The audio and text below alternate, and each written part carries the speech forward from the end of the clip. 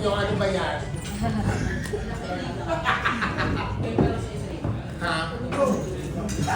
O syempre ang first question natin, ano pa itong concert na ito? Ano ba yan? Wala, gusto lang namin kumita. Charot. It's a parody ng ano eh. Para siyang, yung The Baklang Kanal Show kasi, yun yung vlog ko. So, ever since kasi lagi naman ako tinatawag na Baklang Kanal. So, that's my moniker. Inangkin ko na talaga yan simula pa nung bata ako. And then, nung may lumapit na sabi, alam mo parang kaya mong gumawa ng improv. Kasi ever ako naniniwala, pero wala eh. Wala naman akong, parang sabi ko, start na rin ako maniwala sa sarili ko. So yung basically gagawin namin sa The Baklang Kanal Show Live is, parang siyang parody ng mga usual comedy concert, ng mga comedy improv. So, ayun, yung mga aabangan, yung mga kakanalan talaga. And maraming, ano ba yung mga napapansin natin na meron lagi sa mga usual na concert, sa mga usual na improv, sa mga usual na stand-up. So, parang gusto kong baliin siya in a Baklang Kanal Show way. So, ayun, yung mga pa-surpresa ako. Tapos yung mga dahilan kung ba't ako nag-viral before. Ayan, merong mga part doon. And of course, malaking part din nung show is kasama ko dito yung Ang Walang Kwentang Podcast family namin. Sila Direk Tonet, sila Direk JP, and yung Tong Inami. So parang ano din siya, love letter din namin sa mga ka-eme. And syempre sa lahat ng mga baklang kanal. At syempre ito ay produced by Happy Events with Direk TG. Wala siya ngayon, pero ayun. Direk, I love you. Ayan. Syempre ang magtatanong ang mga kaibigan natin sa press, simulan natin kay Jojo Gabinete from PEP. Hello po. Ay, Ina. Hello. Magandang hapon sa'yo. First time mong magkaroon ng solo press con. Yes, dati ako lang nag-host ng ganito. Ganito pa yung pakiramdam na parang kinikilit yung bedroom ko. Ina, gusto namin malaman kung okay lang sa'yo pag yung tuloy ng pangalan, tapos saan nanggaling yung Ina Evans. Oh my God, gala ko baka masulti na ako ng ICC nito ha. Charot. Ang totoo ko pong pangalan ay Paul. Dahil yung nanay ko po ay napaka-religyosa. So, gusto niya ko yung pangalan sa nagsulat sa Bible. So, Paul Maniaco, Kapampangan po ako. Ayun. Pero yung Ina Evans, yung Ina, galing lang po yun sa word na Dolphina. Yung character po yun ni Rufa May sa Marinara dati pa. Yes, kasi sobrang fan po ako ng Marinara before. Kasi parang sabi ko nun, grabe sobrang ahead of its time itong mga humor nito. And kahit fan ako ng Marina, noon nanonood din talaga ako ng Marinara dahil sobrang funny ni Ate Peachy. So dahil yung Dolphina, yung character niya dun na mermaid, ayun, Dolphina yung ginagamit kong username mga way back 2004 pag sumasali ako sa mga social media platforms dati. And ang haba kasi, so parang iniiksian na lang din ng mga nakikilala ko. Ina na lang kasi kung Dolphy naman, di ba parang hindi naman pasabog. Tapos yung Evans, nadagdag na lang kasi sabi ko, bilang bakla, dapat may apelido din yung ano mo, di ba? Lalo na dati pag dahil ka nanonood ng Miss Game, yung mga apelido yung mga bakla. So, naisip ko lang sa High School Musical, sobrang fan kasi ako ni Sharpay Evans, yung character niya doon, na parang hanggang ngayon feeling ko, wala naman talaga siyang kasalanan, pero parang na-villainize siya sa show. Parang mas Team Sharpay ako more than Team Gabriela eh. So, ayun. Doon na naging Ina Evans. Tapos, ilang taon ka nang na-discover mo na talented ka? Ay, parang hanggang ngayon naman hindi ko pa po na-discover. Lagi ibang tao yung nakaka-discover. Siguro yung ano lang, yung parang naturally funny ako, na napapansin ko na, ay parang meron akong ability to make people happy. Siguro ma-elementary pa lang talaga, clown jester na ako. Yung parang kapag walang teacher, pupunta ako sa harap, parang gusto ko talaga lagi nagpapatawa.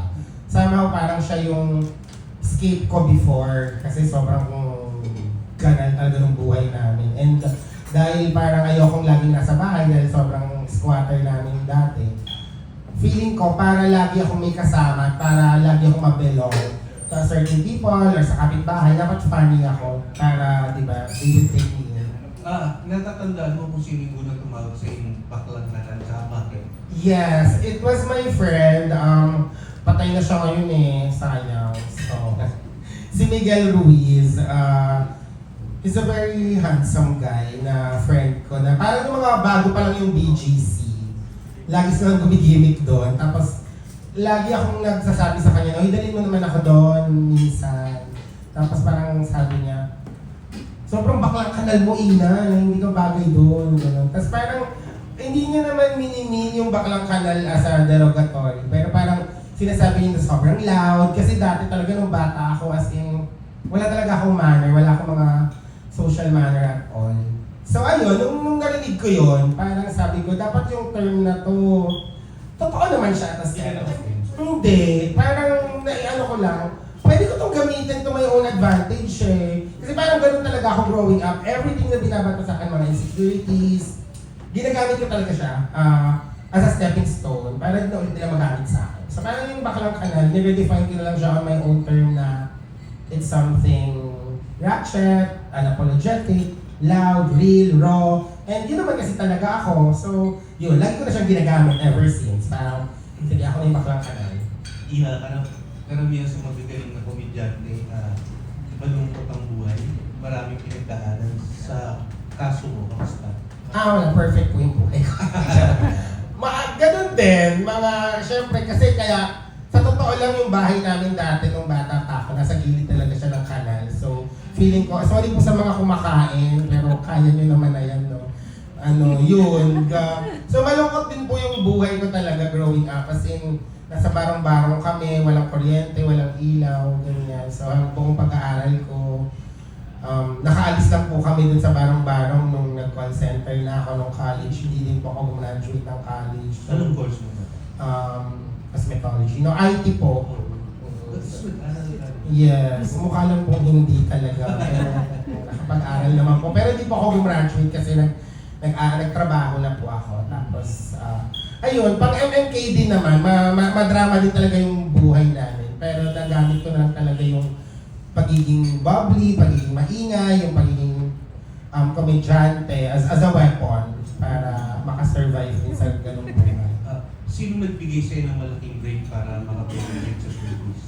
Si Meme, I think, kasi si Meme yung unang-una kong, siya talaga yung parang nung pandemic lang naman po ako nagkaroon talaga ng break, makapasok ng showbiz, and siya yung nagbigay nun kasi in-offeran niya ako ng management. Naging manager ko po siya. Hanggang ngayon? Hindi na po. Looking back, anong pakiramdam na ang layo na ng darating mo, meron ka ng regular show sa JA na ano ka na panood? Kahapon Ako po, Born to be Wild. Born to Shine. Lagi lang akong lagi lang humble. Parang minsan, lahat, hindi ko pa rin siya minsan napapaniwalaan talaga. Parang lagi lang akong pa-forward and dapat whatever na natatanggap ko, dapat ako continue ko yung opportunity sa iba. So, in my own little way, I try to help or I try to open opportunities din po sa iba. And always look back na kung sino po talaga yung yung mga tumulong, yung mga pumapalakpak, yung mga nagsusupport, yung mga naniniwala sa akin, hindi ko po talaga nakakalimutan. And everything or every project na nagagawa ko, dapat po minimake sure ko na kapag nakita po ito ng mga naniniwala sa akin, dapat napaproud din sila. Yung parang ayoko nasasayang yung tiwala tsaka suporta po ng mga tao. Tapos ngayon, meron ka ng concert sa Jaya. Hindi ko alam bakit pa concert yung sinasabi nila. Parang in-expect yata yung nakakatawa. Anong pakiramdam na inoperan ka tapos Nung in-offer po to, sir, akala ko talaga prank. Yung parang showbiz lang na sinasabi lang minsan. Alam mo, nakakatawa ka, mag-produce tayo ng concert sa'yo. Parang ganun. Kasi never ko talaga na-imagine na aabot ako sa ganyan. Parang, actually lahat to, hindi ko na talaga na-imagine. Kung sasabihin ko sa akin ng bata ako, talagang sasabihin ko nagsasabo yung nagsabi nun. Kasi parang hindi ko talaga, never kong nakita yung sarili ko. Pinangarap, yes, kasi alam mo, pag bakla ka, di ba? Gusto kong artista, ganyan. Pero yung sabihin na mangyayari talaga siya ng totoo, tapos ito na may pa-press ko, tapos nalaki pa ng ring light, wow. Hindi ako makapaniwala. Pero kasi na-realize ko din, masama din kasi yung tinutulak mo na tinutulak yung opportunity kung sila na yung lumalapit at naniniwala sa'yo. So parang ang ginawa ko is, mas tinuruan ko yung sarili ko na maniwala sa akin. Kasi kung ibang tao nga naniniwala sa akin, but hindi ako maniniwala. Kung feeling talaga nila worth it na mag-produce ng isang show para sa akin at sa tingin nila, kaya kong magawa yun. Hindi gawin. At saka isip ko, 2 hours? Okay, di ba mamatay? Para di ba sila matawa after 2 hours? Buhay pa rin naman ako, di naman ako makukulong. So, di naman ako nagpo-promote ng online sugal. So, okay pa rin po. Naisip mo na nangyayari yung magagandang bagay sa buhay mo dahil mabuting tao ka naman. Baka masungilap. Hindi ko alam eh, kasi may mga tao na, syempre may mga tao na iba yung tingin sa akin. Meron din naman syempre mga kamag-anak ko maganda naman yung tingin sa akin. But ako personally, I'd like to think na I'm always a work in progress. Hindi man ako laging nakakagawa ng tama. Pero yung puso ko, alam ko nasa tamang lugar siya most of the time. Parang kasi ako, gusto ko lagi tumutulong, gusto ko talaga lagi na masaya lang. Pero ayun, minsan tao lang din talaga, nadadala lang din ng mga imperfection ng buhay. But kung nangyayari man yun, dahil mabuting tao talaga ako, sana masuklian ko siya para dun sa mga tao na naniniwala din na mabuting tao ako. Last na lang, anong pasasalamat mo sa Diyos tsaka song of your life? Song of my life? Wow. Ano ba yan? Hirap ng tanong? Parang hindi pinakamahirap. Song of my life? Oh my God. Parang Islam po. Pagkakantay mo, makaka-relate ka, iiyak ka dahil Hindi talaga kasi ako iyakin na tao eh. Kahit mga malulungkot na natakama pa rin ako. Pero siguro can't take that away ni Mariah. Parang it feels like it resonates na parang kung ano yung nasa puso ko talaga kahit na namang sabihin na ibang tao, hindi ko talaga yung maaagaw. pasasalamat. Ako gusto ko lang talaga po mag-thank you sa lahat ng lahat talaga ng nagko-consume ng mga content ko. Hindi pa rin ako makapaniwala kasi lalo na nung pandemic, naiintindihan ko na yung peak ng ating na character sa TikTok, madaming nanonood na ginagaya ko si Kuya Dick, pero umalis na ako doon. Tapos andito pa din ako sa dami ng mga content creators, ng mga artista din na lumalabas. Na may mga nakikinig pa din, may mga nanonood pa din. So, nandun lang po ako lagi sa hindi ko po kayo i-disappoint. Like, whatever na binibigay yung support sa akin, promise, itinutulong ko din po yan sa iba. And lagi kong pinagbubutihan. Lagi kong iniisip na dapat kong pumalakpak sila ngayon dahil sa ginawa ko. Dapat tomorrow mas malakas pa yung palakpak na sa next kong gagawin. Parang ganun po. So, thank you sa inyo lahat. Hindi ako karapat dapat magpatuloy sa inyo. Pero, Last na lang, invite mo ba si Rodrigo? pwede ko naman po siyang i-invite, pero surprise pa po. Kasi hindi ko alam kung sino talaga yung mga i-invite ko eh. Baka si Meryl Streep. Thank you, Ina. Thank you po! And syempre, Ina, more than 50% sold out na rin. Ngayon, nakakaano nga eh. Bilhin nyo na. Para maano yung poster na sold out. Kasi hindi ako talagang bibili. Ang next natin, si Ana Cerezo from ABS-CBN. Oh my God. Hello po kapamilya. Hello. Hello. Congratulations. Thank you, Mi. Na-mention mo si Meme, isa siya sa nagbigay ng... Super. May time ba na parang gusto mo yung sumuko? Pero may nasabi ng advice sa'yo si Meme na tumatak sa'yo. Yes, actually nung kinuha niya pa lang ako eh.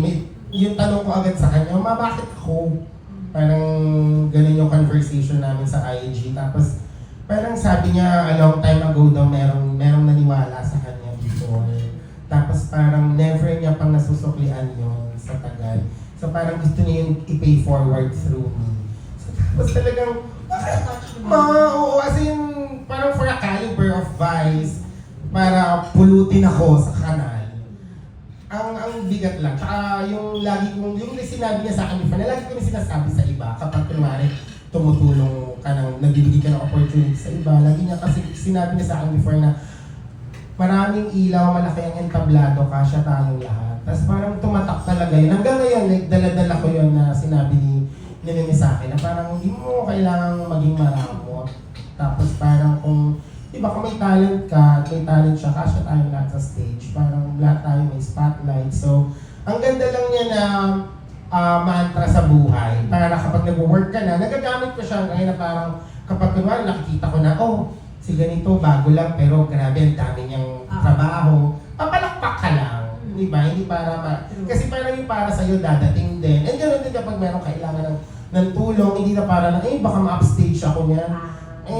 Pero lahat naman tayo may talent, di ba? At may mga audience na magko-consume. Sobrang daming tao.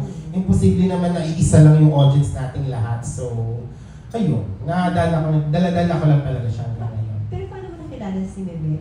Sa content mo lang? Nagkikita na kami dati ni Meme sa mga bar through common friends. Pero yung naging ano talaga kami, parang yun yung nag-offer siya was pandemic lang noong 2020 dahil Content. napanood niya yung sagutan namin nila Ate Juliana at ni Ate Francis sa nung pandemic. Ayun, napanood niya. Nag-guest ako sa gabing-gabi na Vice sa vlog niya. And then, ayun. After siguro mga ilang araw, nagtanong na siya kung may management ako.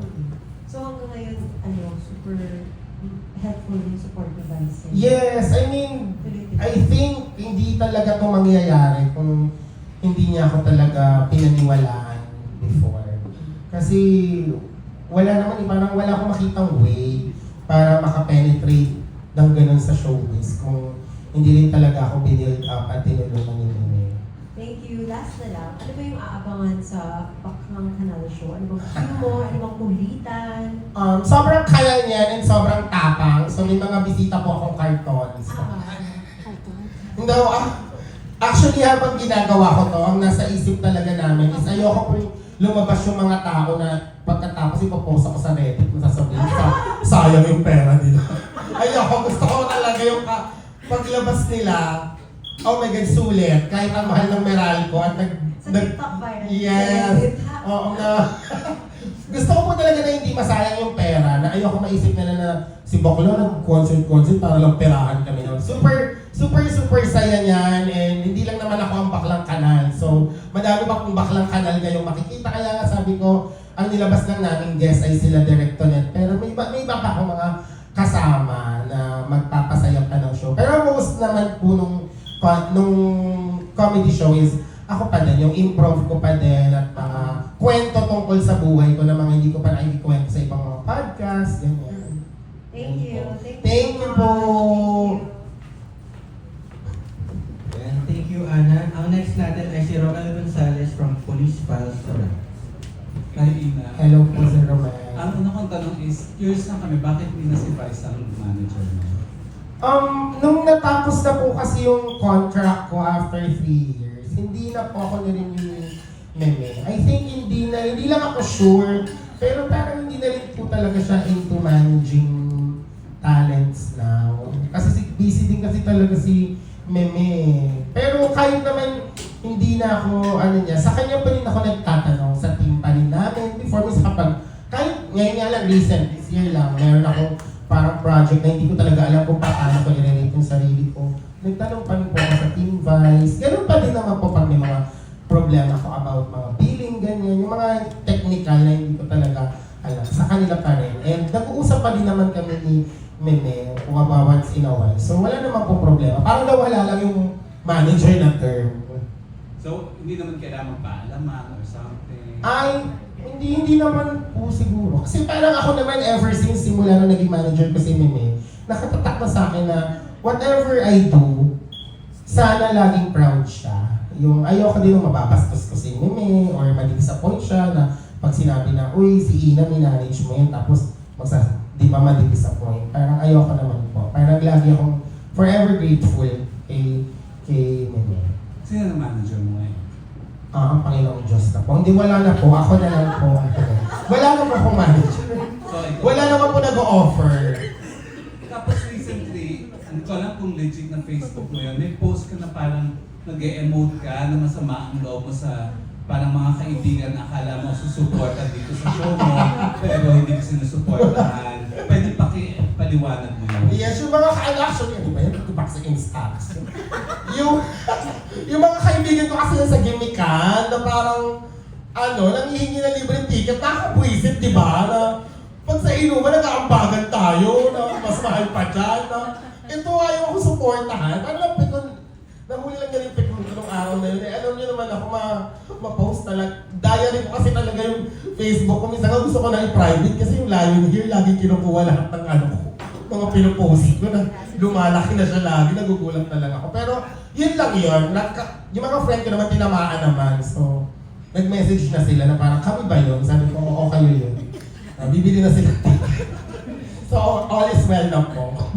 Kaya 50%, 50 off. Sold out na. Sana maubos na dahil bakit ako ng produce? Tapos anong question na? Ano ba magiging babae ka sa isang araw? Sino yun ang bracket? Una talaga, ayoko naman maging babae. Pero parang masaya naman ako na may titi ako, na may kahit feminine yung expression ko. Happy pa naman ako sa mga nangyayari sa katawan ko. Pero kung magiging babae, grabe. Siguro Cleopatra na lang, para di ba leader ka, maganda ka. Gano'n. Ilan taon ka na daw? Depende po sa make-up. Ngayon, 37 po. Hindi naman ako. Yes, sabi nga nila, sabi ko daw 27, tatanggapin niyo pa din eh. Stop. May love life ka ba, Ina? Madami. May happy ang love life mo. Wala, hindi ako nakikipagrelasyon. Ang huli ko 2016 pa. Parang ngayon kasi nahahanap ko sila sa iba't ibang klase ng lalaki. So parang, gusto ko lang kasama ngayon, meron. Kasi kachopak, meron. Kasama manood ng movie, meron. Parang, ba't ako hahanap ng isa? Problema lang, di ba? Hindi ko siya priority talaga. Pero kung may dumating naman, di ba, choose pa ba siya? Pero parang wala talaga sa idea ko. Parang hindi ko siya need talaga. I'm happy right now. Yung puso ko masaya, yung poki ko masaya. Wala akong dahilan para maghanap ng boyfriend. Ay, ito na lang, tatlong lalaking sa showbiz na crush mo. Tatlo? Si Armani Hector. Wow. Hindi ba Max yan? Kobe Francisco.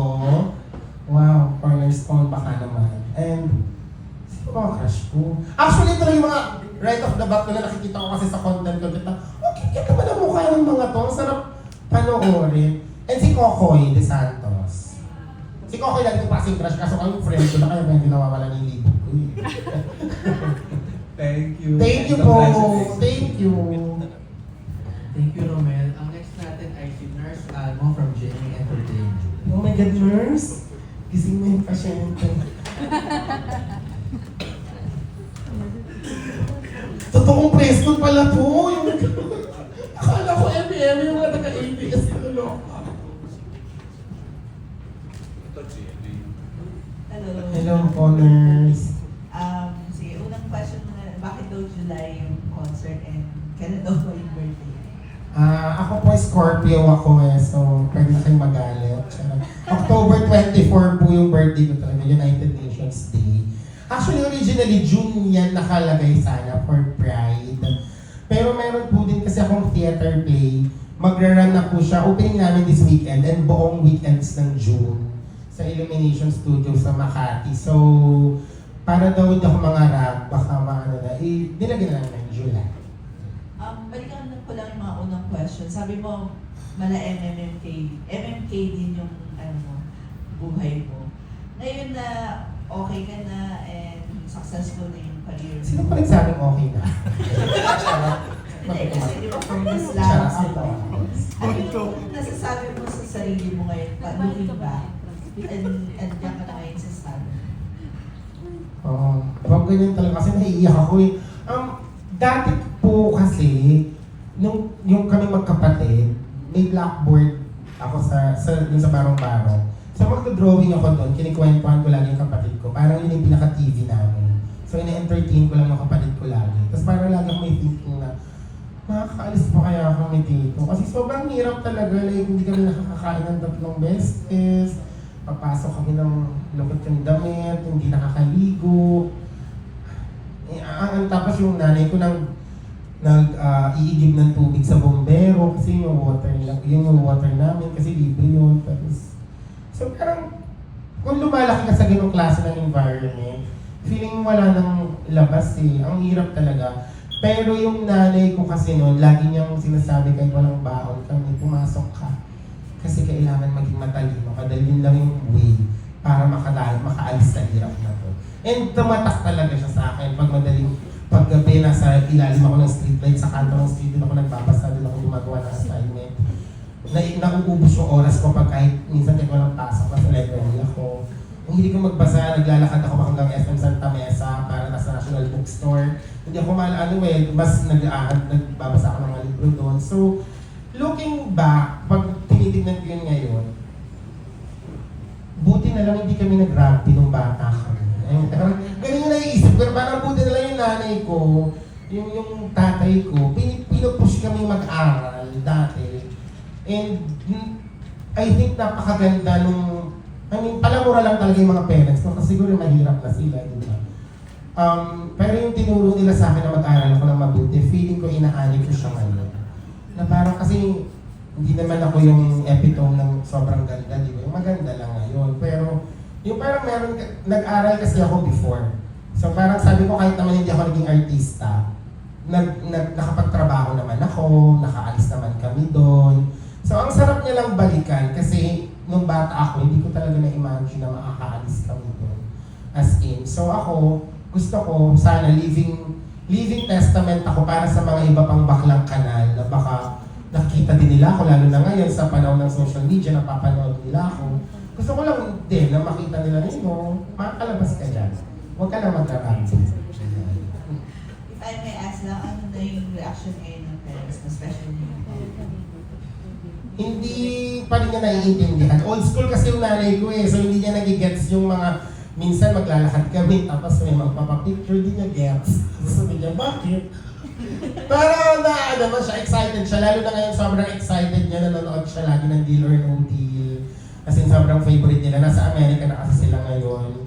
So lagi nilang inaabangan eh. Hindi pa lumalabas yung episode na naglaro ako.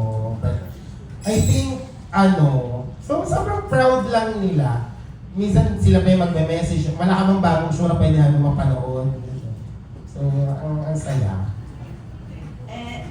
So, paano sila nakalap sa US? Nag-aeroplano po. Kasi po yung kapatid ko,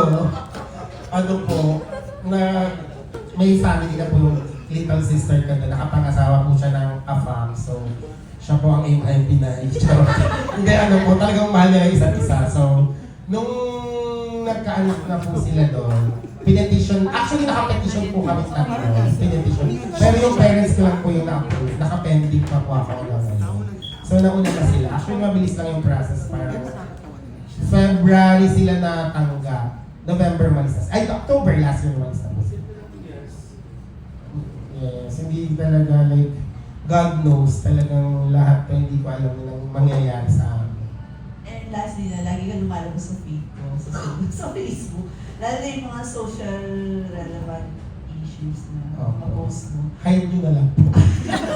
Buti hindi ka nag-hesitate na gawin yung mga post na yun. Especially ngayon nakilalahan na celebrity ka na. Diba? Kasi po una sa lahat, yan po yung pinaka-ayokong maisip na ang feeling ko yung pagiging artista, another trabaho lang siya, another profession lang, pero hindi na parang artista na ako, hindi na ako magbosong ganyan-ganyan.